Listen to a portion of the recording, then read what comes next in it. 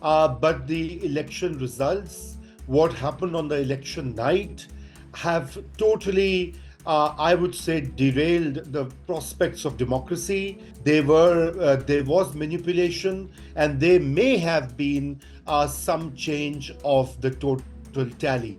Focus is on PTI because that's the popular wave at the moment, because Imran Khan has challenged the generals, the current leadership of the military, that how come Mia Nawaz Sharif lost his seat from Mansehra, a traditional stronghold? How come his Lahore seat, his Lahore win is contested? And there's a big question mark on that. Welcome to DawnNews English, 20 minutes, and we shall be discussing with Raza Rumi what exactly the election meant for Pakistan, and has the objectivity been achieved, or all of this is now changing into a political quagmire. Thank you so much, Raza, for your time. I first would like to your comment in what exactly is happening after elections. I thought some form of stability will take place. We'll have an election, an elected government in place, but it seems nobody is ready to be, nobody is ready to take the government and move all of this forward. Nadia, thank you so much. Always a pleasure talking to you. I think, yes, we all had hoped against hope that there would be political stability post February 8 elections, but the election results, what happened on the election night, have totally, I would say, derailed the prospects of democracy and stability in Pakistan.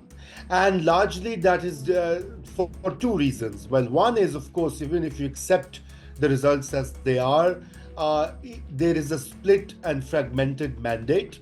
Right. And, which has been worsened by charges of rigging. And I think all field reports, I have been talking to more than 24 reporters who were present in different polling stations and covering election. There were discrepancies, there was manipulation, and there may have been some change of the total tally. Now, to what extent? Of course, the PTI says that they won 180 or 170 seats. Obviously, one can't really say that with certainty, but they definitely won more than 93 seats, the PTI-backed independents. Now, this means that the results of the election, like 2018 or before, are contested. But this time, the difference is that first of all, there is, the digital landscape in which Pakistani political opinion, public mobilization is all taking place on social media. So which Right. it means that you can't really control that. So in 2018, some control was applied on TV channels, etc. But this time, you can't really do that. Now, all these forms 45, 47 from the Election Commission, some of them are valid, some of them are made up, but who knows? Because it's out there, and the public mind is now convinced that that PTI has been robbed of its mandate. Now, Okay, so it was really unprecedented that PTI, without a symbol, all of them contesting in their independent capacity. There was so much of blackout in terms of their virtual, even when they tried to hold a virtual rally, a public rally for the election campaign. But it is now the people who've really spoken up. And for me, since the time that I've been covering elections, this was really, it really comes as a surprise. And I'm quite happy that people have realized their right and their right to vote and what their choice means. But it seems the system is not realizing. Do you think the system is trying to push back this force of the people, and in the process we're actually going towards a disaster actually? Nadia, let's be very forthright. What do you mean by system? It comprises the key institutions of permanent state, unelected institutions, which are as follows. First of all, there is the Election Commission of Pakistan. That is a constitutional body. Its role and function is to undertake and organize fair and free, transparent elections. This is followed by the Supreme Court of Pakistan, which looks at executive excesses, and if there's any any wrongdoing, it has to check it and fix it. And then, of course, the powerful military establishment, the military commanders. Now, all three have, in their own ways, have tried to block the Pakistan Tehreek-e-Insaf from getting a level playing field, and all three have been defeated in the election result. And I say this, not in terms of gloating or whatever. I say this with a, touch of sadness and real, cynicism, because what kind of system or governance we can expect when these permanent institutions of the state are not willing to, or are trying to, manipulate people's will. And people's will is central to the scheme of Pakistani constitution. In the preamble, it says, even the objectives resolution says that, sovereignty lies with Allah, but people's chosen representatives will exercise that on ground. And no court, no election commission, no military junta has the right to subvert that. And I think that is, and they fail to learn lessons. In 1970, once the then establishment had also miscalculated. They had done these surveys, and they thought that they would stop Mujibur Rahman and Bhutto and create a fractured mandate. But in the eastern wing it was a sweep, and in the western wing there was a sweep by Bhutto. This time there was a sweep by the Pakistan Tehreek-e-Insaf. Let's face it. Yes, the Pakistan People's Party has gotten votes in Sindh, so PTI could not make a dent there. Yes, the Balochistan mandate is always fractured, but PTI swept Khyber Pakhtunkhwa despite the fact that their party was broken, their workers were arrested, their leader is in jail, and in the Punjab they have gone into the strongholds of Pakistan Muslim League Nawaz and defeated them, if I may put it like that. And yes. So this means, as Democrats, whether we like Imran Khan's politics or PTI's agenda or not, that's a secondary issue. The thing is, people have spoken. And if the voters have voted the PTI, then it has to be respected. So even with 93 seats, there is the PTI has a right to form the government. Now, even in terms of government formation, and the crisis, Nadia, is like that first the election day, election night, and now the government formation. Now it is the right of the Pakistan Tehreek-e-Insaf to first lay claim to power. People say Imran Khan is not willing to make any deals with PPP or other parties. He doesn't like to talk to them. But that's not the point. The point is that they should be asked first to form the government. But there's one point. There's one point in this. Yes, the people have spoken in favor of Pakistan Tehreek-e-Insaf. And yes, Tehreek-e-Insaf backed candidates and the party itself. They've been alleging of rigging, and they claim that they have 180 seats.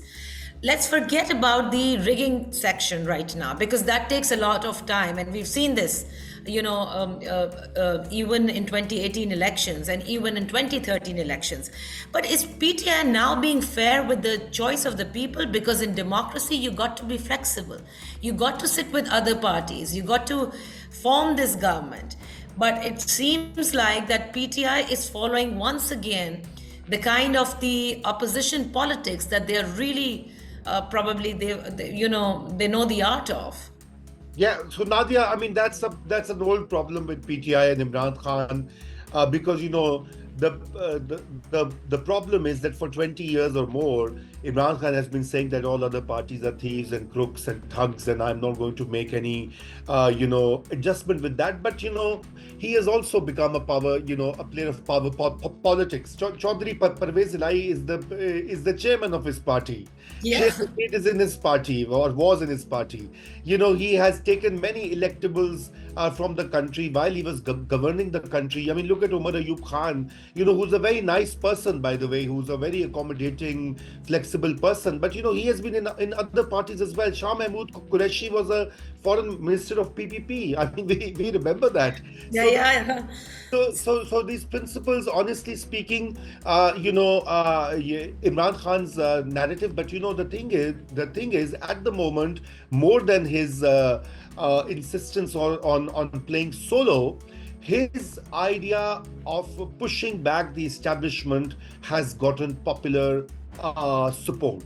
There's a Oh. resonance. People are Mhm. saying, why is the establishment ultimately the arbiter of who forms the government, who loses the government? And Imran Khan has successfully argued that case. Now, the vote of no confidence. Now, Maulana Fazlur Rahman has also come out I was and coming. said it. Yes, I was coming to Done that. by the, But before yeah. before we come to Maulana Fazlur Rahman, when you're saying pushing the establishment back, this is what the people have also understood. And why does the military establishment decide as to who's going to come to power, who's going to form the government? What is happening with these politicians? You talk about Maulana Fazlur Rahman, you talk about GTA Pir Pagara Saab, you talk about others who have been part of the establishment. I mean, they were looked as people who are actually from gate number 4. They are now challenging them. What really has happened? So, I mean, of course, there is a shift both in the public, opinion, public narrative on how governments should be created and how they should function. So they are responding to that the popular wave. Because Imran Khan is current and his party, I mean, they are riding that popular wave. Even after the election, everything Yes. has been about the PTI. Everything has been about Imran Khan. Every speculation has to do with, okay, what is to be done with Imran Khan? What will happen with Imran Khan?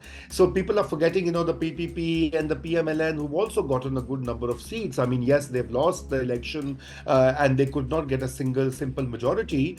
But the focus is on PTI because that's the popular wave at the moment. Because Imran Khan has challenged the generals, the current leadership of the military. But for past 2 years, he's been doing that, and he's been successful in pushing them back. And this is the electoral result is a clear indication of that. Now, you talked about the politicians who were creatures of the military or long-term allies. Look at Pete Pagara, Fazlur Rahman, others. They all have jumped on Imran Khan's bandwagon because that's at the moment the flavor of the month or flavor of the day, and that is the popular narrative. Anyone who is not on that ship is a loser, like PMLN, because they had given this impression. They were big proponents of punishing the May 9 culprits and saluting armed forces every day, etc., etc. Even the PPP made such noises,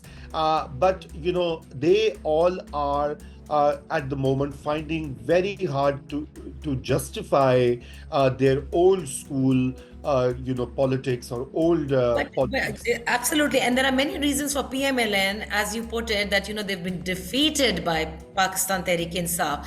But what happened to Mia Nawaz Sharif, the lion? Why couldn't he roar? In the sense that my understanding, or probably whatever the atmosphere appeared, was that there was an understanding between the military establishment and Mia Nawaz Sharif. Has he been kind of betrayed? I think this is this I'm reading a lot of this. They're saying वो उर्दू में कहने नवाज के साथ हाथ हो गया, बारीकी से वारदात पड़ गई. This is all a post-election narrative that they're trying to build to basically divert the attention from the fact that how come Mia Nawaz Sharif lost his seat from Mansehra, a Yeah. traditional stronghold? How come his Lahore seat, his Lahore win is contested? And there's a big question mark on that. How come PMLN lost ground in Gujranwala, lost ground in Faisalabad, lost ground in other parts of the Punjab, and the allegations of rigging in Rawalpindi and Lahore seats? So the seat that Salman Akram Raja Yes. lost. I mean, it's a clear-cut case. It is. I mean, you don't have to be a rocket scientist to see Chaudhary could not have won that seat without some interference by invisible hand. So the thing, Nadia, here is that PMLN should actually Nawaz Sharif would have been a bigger leader if he had announced that night that look, our party has lost and we will sit out in the opposition. We will try and build our party and see where we went wrong. But instead, he made a way too early victory speech of Victory sorts. speech. It was a Yeah. very diluted, lukewarm speech saying, well, we are the single largest party. Yes, I mean, because PTI was not allowed by the Election Commission and the Supreme Court of Pakistan to contest as a party. So, that claim technically is correct, but politically it's wrong. We all know who these 93 independents are. They are PTI, Yes. lock, stock, and barrel. And so Nadia, that is what the PMLN is trying to create a situation whereby they can also play this card of anti-establishment card of grievance of victim, that Nawaz Sharif is a victim. Yes, he was a victim. We can't deny the establishment did treat him very roughly when he was the prime minister, last time and two times before. In 2018, his election was stolen, and all these facts are well known. But today we are talking about here and now. And in 2024, the reality is that the PMLN has not been able to convince the voter in the Punjab that it is the party that can steer the country out of the mess. Instead, the electorate has gone in favor of Imran Khan's narrative Yes. that yes, we need to bring him back and we need to push back the establishment against the persecution of PTI and its workers. Okay, so how do you see this now? Because you've got like protests everywhere. You've got protests in Balochistan against the election results and election rigging, of course. You've got the GDI protesting, and they'll continue to do so. You've got Jamaat Islami doing the same. You've got Maulana Fazlur Rahman's party. You have Pakistan Tehreek-e-Insaf and other smaller parties in Khyber Pakhtunkhwa as well as Balochistan. So, the formation of the government with People's Party and PMLN, whatever shape, and MQM, whatever shape it's going to be like, is this polity really going to work for Pakistan? So look, I think that's a bigger crisis. One crisis is formation of the governments at the center and in the provinces there. I mean, you at least have a deep and dark shadow over the new governments, and a crisis Right. of legitimacy that will be there. But running these governments with a huge opposition in the Federal National Assembly, and then these street protests by GDA, by JUI, by PTI, etc., it's going to make the task of governance very, very difficult, whoever takes power in Islamabad. If Shehbaz Sharif becomes the prime minister, which most likely he will, because that is what the establishment wants. They would not want Umar Ayub Khan or PTI to get power, because at the moment that would be a complete surrender from the perspective of the establishment, that they would hand over power, and it will not happen now. That's my view. Maybe I'm proven wrong in the next few days. So it will be a coalition, and all of this noise is for the parties to find a way wherein they don't appear as lackeys of the establishment. The PPP is very careful. They don't want to take power. They don't want to be in the cabinet, because they also want to keep a distance, Yes. for popular support. Similarly, Nawaz Sharif is today, the PMLN met, and Nawaz Sharif said we should heighten the opposition. I mean, this is really strange. 2 days ago, they said Shehbaz Sharif will be the prime minister. After 2 days, they're saying we are in the opposition. And so this is an effort by all parties to create some sort of a distance and create a room for maneuverability vis-a-vis the establishment. But let me also tell you that this kind of crisis and instability does not really affect the establishment, because they're okay with these weak, unstable coalitions. That makes them do their the final arbiter. But the real crisis inequalities or the impact would be on the economy, would be on the fact that if this political instability will continue beyond the government formation, then Pakistan's economy is not going to, get back on track, not going to improve, and leading to further economic downturn and inflation. To know that if the establishment is really not moved by the people's choice, by the sort of protest that will continue, and they may impede, they may not, and the kind of people who were creatures of, or creations of the establishment, those political parties now challenging them. Does the establishment not realize that this sort of instability will continue and it's going to be their loss? Because now I see a bigger loss happening. And it's not going to be like, initially it was just one party, an aggrieved party. Here you're talking about the people of Pakistan, now they aggrieved. Should be worried, because ultimately, if there's economic downturn or if there's economic instability, it also affects them. Let's face it, they're part of the country, they are the most powerful institution. But you see, one problem that because mind you, Raza, the SIFC, I'm sorry, is a non-starter. They've not been able to get any sort of foreign investment. Now, and they won't be able to if this instability continues. Yeah, I mean, Nadia, that's a bigger topic, and we can handle it later. But about what can SIFC do or not do. But thus far, you're right. Its performance has been pretty lukewarm, or nothing compared to how it was projected. But coming back to the point here is that that's a problem with our bureaucrats, who are the policymakers in Pakistan, civilian or military both. The problem is that they don't look beyond the short term.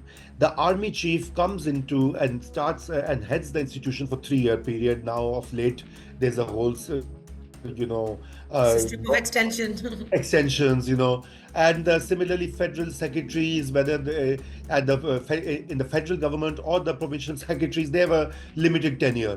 Chief ministers know, and the prime ministers know, they have 2 or 3 years, give or take. That's the total range. So nobody looks beyond that.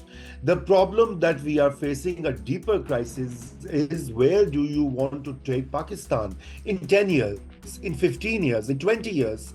And the military, being the most powerful institution that calls the shots, it also has to now think along these lines, because you see, we already have seen General Bajwa became the chief in 2016, and within his first term he had turned the tables. He had ousted Nawaz Sharif. He had manipulated an election. He had brought in Imran Khan. He even got an extension, right?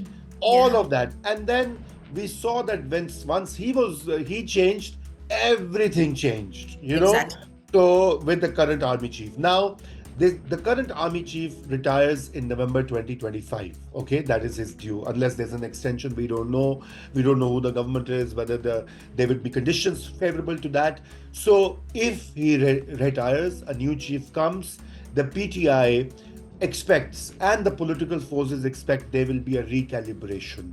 There will be a change in policy. And see, even this whole process of army chief appointment or extension or new appointment starts well before November. It starts in April, May, June. Things start, and that's just a year down the road. So, which basically means that there will be a change in policy. Even the current incumbent army chief, if he stays in power, you see, the other problem with this election has been, the results has been that the military cannot afford to be unpopular in the Punjab. You see, it has always wanted two things it always wants. One is its share of resources for defense, security, its perks, etc. That's non-negotiable. The second thing is public opinion. They are used to being the messiahs, saviors in the Punjab, and across the country, but more so in the Punjab, because 60 to 70% of army recruitment comes from the Punjab province, right? Yes. Every household has some retired or serving. I'm sure in your family, in my family, someone in the army is there, right? So they cannot afford the situation when ordinary PTI worker on TikTok, on Facebook, on Twitter is abusing the army as an institution, or the individual commander or whoever, or they cannot afford the fact that there is so much resentment against that institution. So they have to do some correction. Yes. And correction, how they can do it, I don't know, but they will. I mean, that's what history tells us. That's what my analysis is, that sooner than later they will have to reset the things to ensure, and frankly, they don't really care about other parties. If anyone thinks, oh, they are very much aligned with the PMLN or PPP or X, Y, or Z, because they were very much aligned with Imran Khan, but they dumped him in 2022. We know that.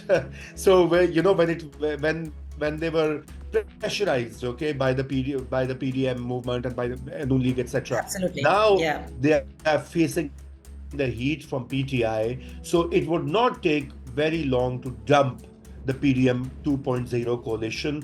Thank you so much, Raza, for giving time to us. That's all for today. We can go on and on for discussion, but what you said, I hope there is some sort of course correction, because that is what is required for Pakistan.